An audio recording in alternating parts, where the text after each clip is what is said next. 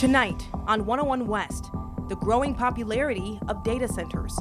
More than 4,000 in the U.S. alone. A January Pew Research Center study showed the jury is still out when it comes to these sprawling computer facilities.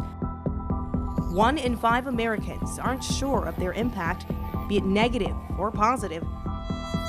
Be that as it may, the hot topic of data centers has made it to the Oval Office and to Ohio's State House. Tonight, we'll explain why we might need these centers, whether they're good neighbors, and what the future may hold for them. The Emmy Award-winning 101 West starts now.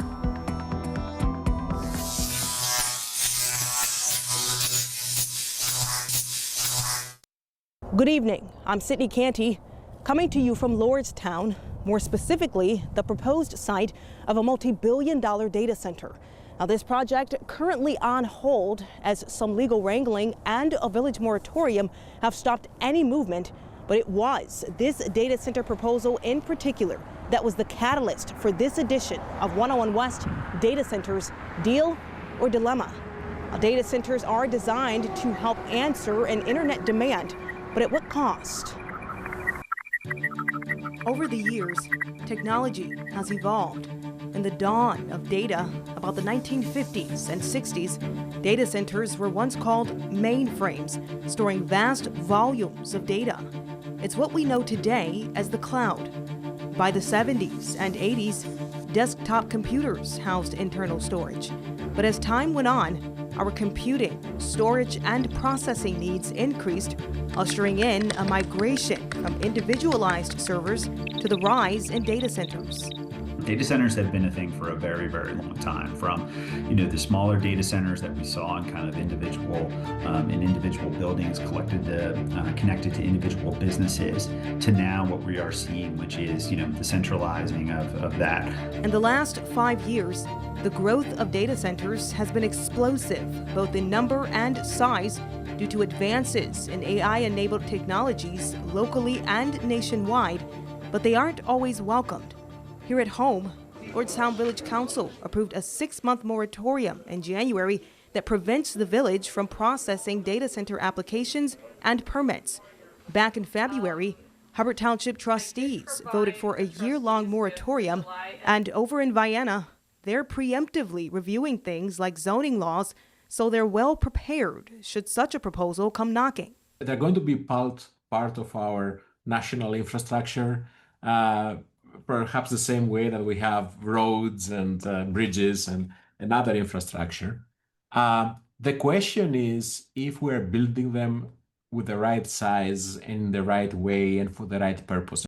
The promise is that data centers boost economic development. Data centers, first and foremost, are large capital investments. This is significant money. $1 billion plus typically is the norm right now for these projects.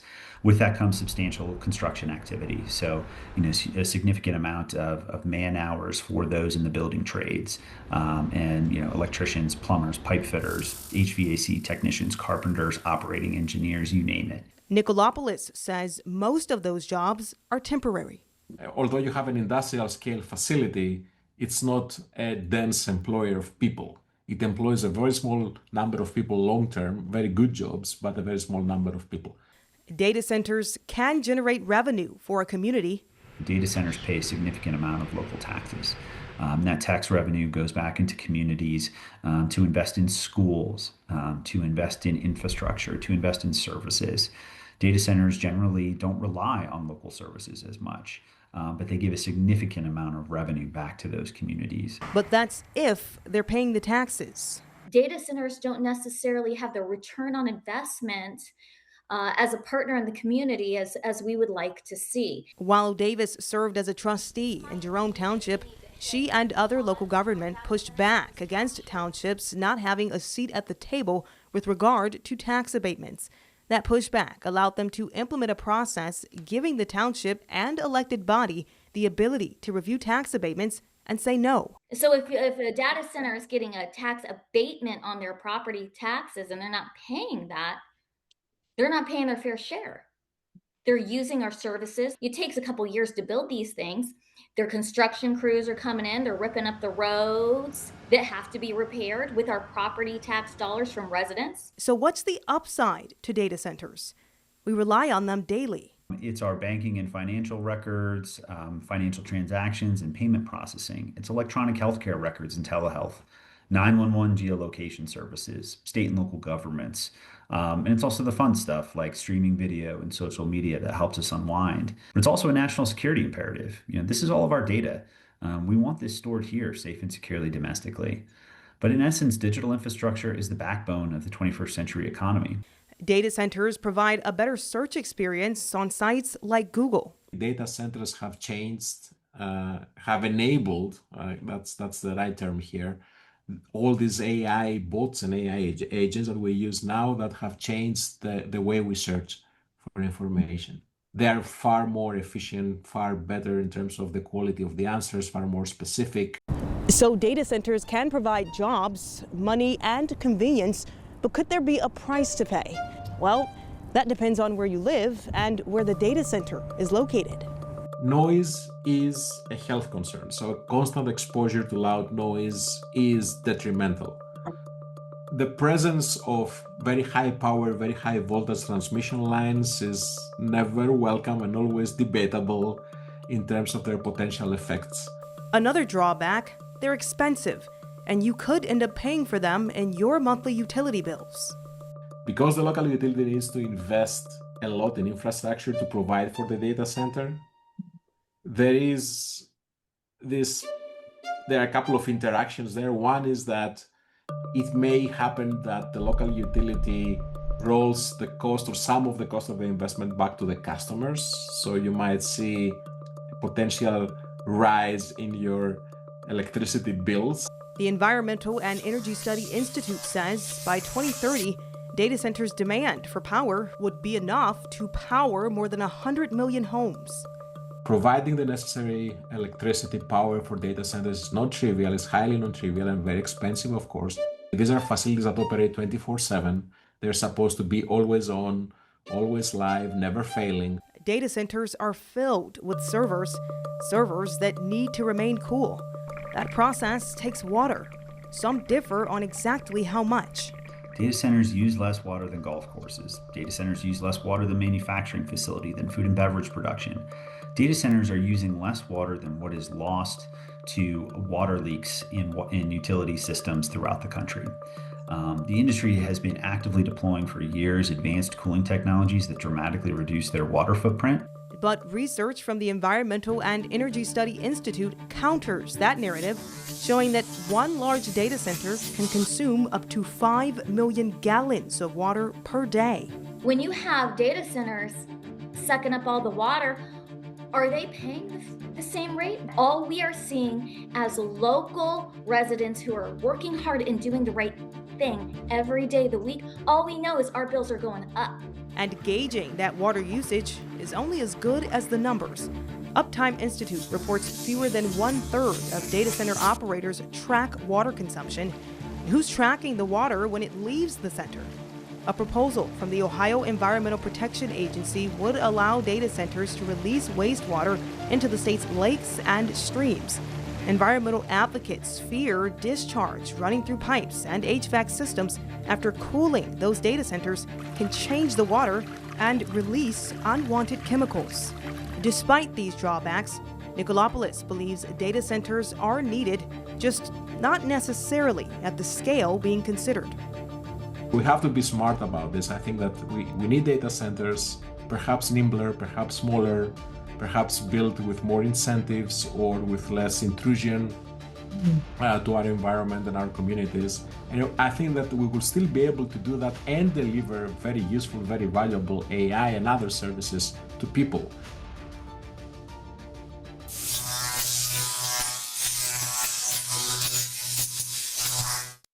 I'm Allie Ross in Loudoun County, Virginia, also known as Data Center Alley. This community of 443,000 has 199 data centers. It's basically the largest concentration of data centers in the world. So how did this county in Northern Virginia get to this point? Are they reaping huge rewards? Do they have any regrets? How a couple of communities are navigating the surge in data centers. The conversation everybody's having about data centers now is the one we had about 20 years ago. In the early 2000s, Ashburn in Loudoun County, Virginia was a bedroom community that desperately needed to grow its commercial tax base. Buddy Reiser believed data centers could be the answer. We had empty buildings, we had all the fiber in the world, and we had an internet exchange point, we had great workforce. So we put together a plan to proactively go after that. You know, we kind of caught lightning in a bottle, and it grew much faster and much bigger than we'd ever anticipated. The industry's growth and economic impact was explosive. Northern Virginia now has more than twice the megawatt capacity of the next largest market in the world, a little place called Beijing, China. Last year, data centers throughout the region directly supported more than 15,000 operational jobs, plus nearly 30,000 construction jobs. As I always say, they are real jobs, and just ask any construction worker and they will tell you it's a real job. The more difficult to be able to assess is the spin-off event. So how many restaurants do they frequent? If you work at a data center and live in Loudoun County, what about the money your family spends on all the things that families spend money on, right?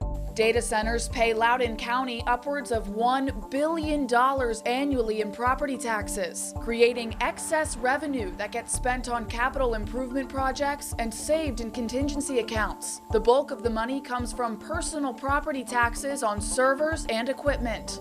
The amount of tax revenue that data centers bring in, I mean, really, even for critics of data centers, it's nothing to sneeze at. Oh, it's undeniable that we are in a really great fiscal situation in Loudoun County. Tax revenue from data centers has allowed Loudoun County to spend more money on emergency services, infrastructure, schools, all while lowering property taxes for homeowners every year for a decade. But as projects popped up closer and closer to neighborhoods, residents began pushing back over noise. It's just this buzzing sound.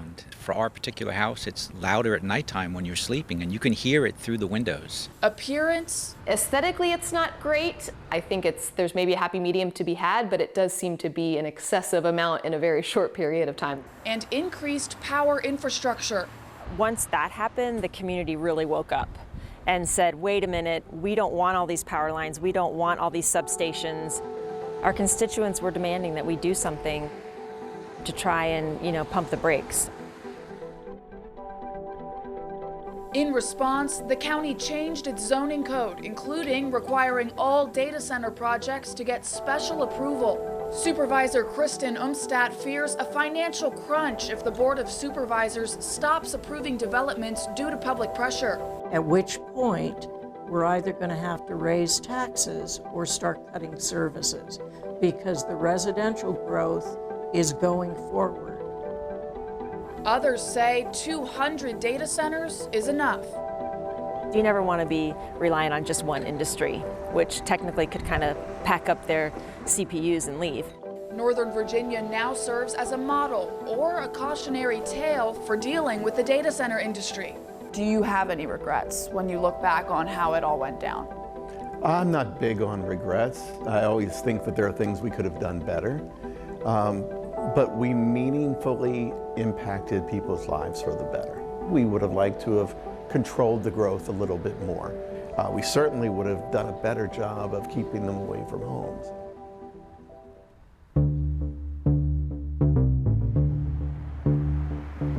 700 miles away in the city of Aurora, Illinois, officials hope to avoid those mistakes. Aurora is one of the many communities across the country that's grappling with how to take advantage of the data center boom without negatively impacting residents. There's residents who want a complete ban. We want them shut down, and we don't want any more data centers. Then there's data centers who will be willing to take us to court if we go that direction. Today, Aurora is home to 4 operational data centers with 5 more in the pipeline. The city enacted a temporary moratorium on new projects 6 months ago as residents became concerned about rapid growth.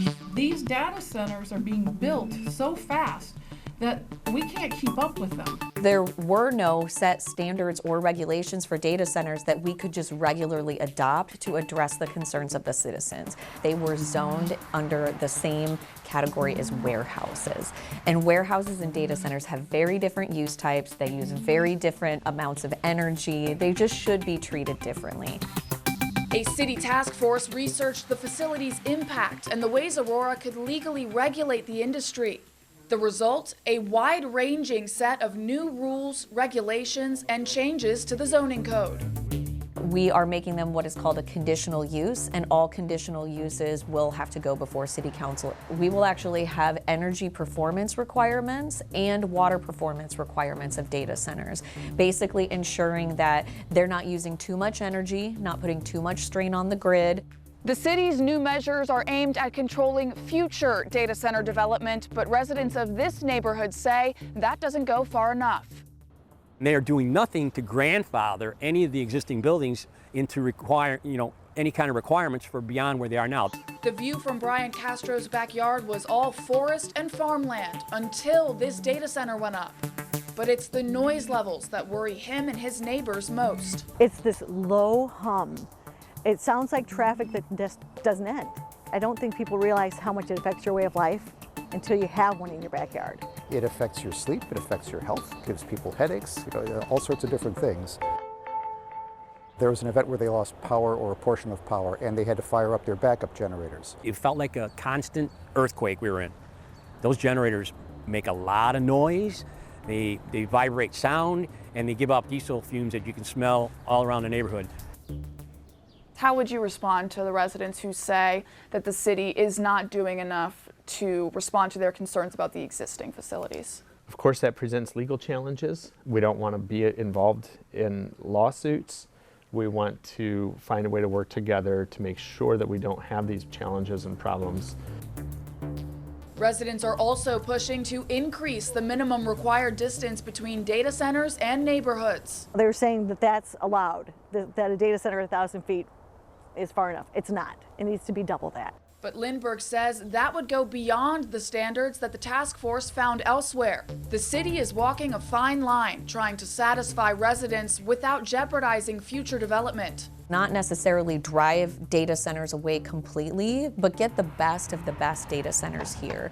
The quietest, the most efficient, the most water efficient, the ones that are, producing the least amount of pollution. I'm pretty proud of the requirements that we have come up with. I would hope that other municipalities would look at our requirements, potentially think about adopting them as well. Back in Virginia, officials advised local governments to approach data center developments with intention. Define your opportunity up front. Decide if you want them, where you want them, and under what conditions you'll accept them. Look at your tax structure. If you are not able to collect taxes on the servers that are in the data centers and the land they occupy, there may be no advantage to you to have a data center in your community. But even Supervisor Briskman, who all but refuses to approve new facilities in Loudoun County, says other communities shouldn't count out the industry entirely. I know that things can look a little bit scary from the outside, but if you're smart about it, you really can take advantage of this great revenue and do a lot for your community.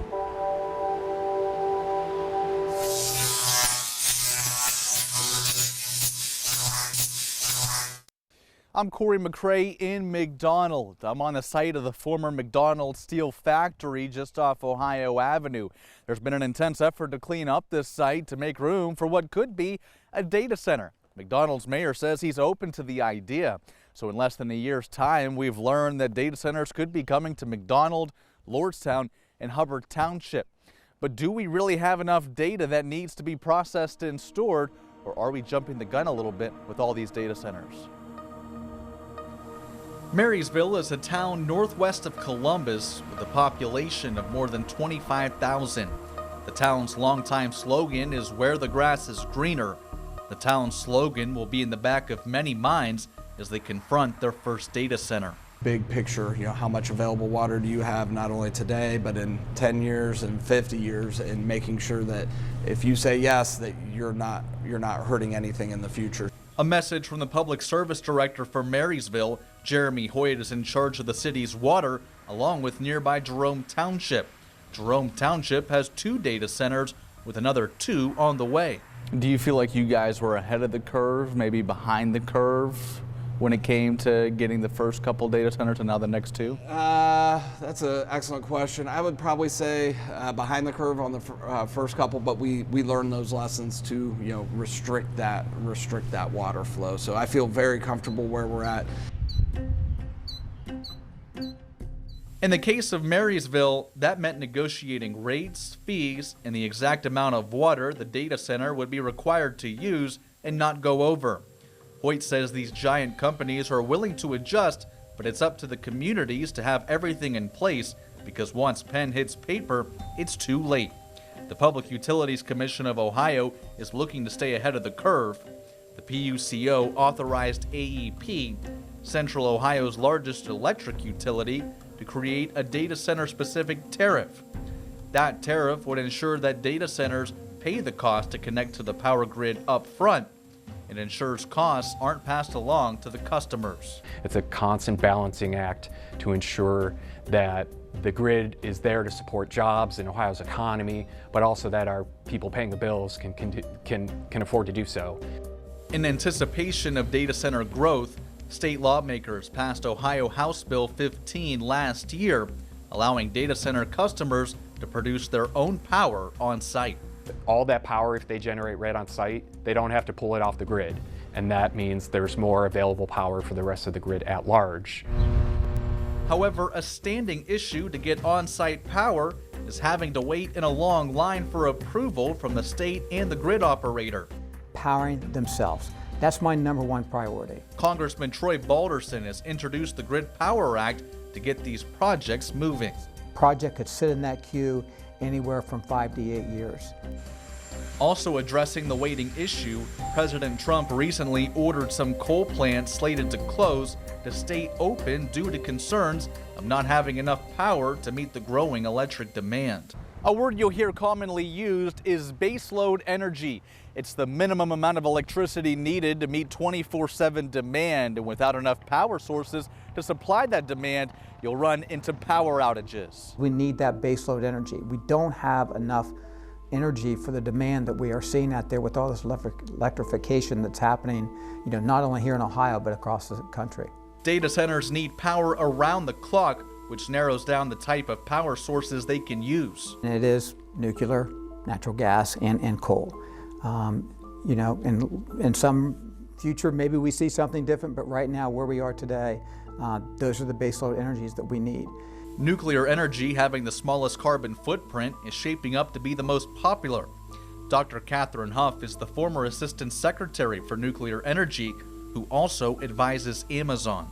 Because solar and wind have to be backed up with some kind of really large grid-scale storage or natural gas with carbon capture and sequestration in order to meet that sort of carbon-free requirement of many of the hyperscalers, nuclear is really your only clean, firm option for power. The rate at which these mega service providers are wanting to build these data centers doesn't mesh with the long construction timelines and high costs of nuclear reactors.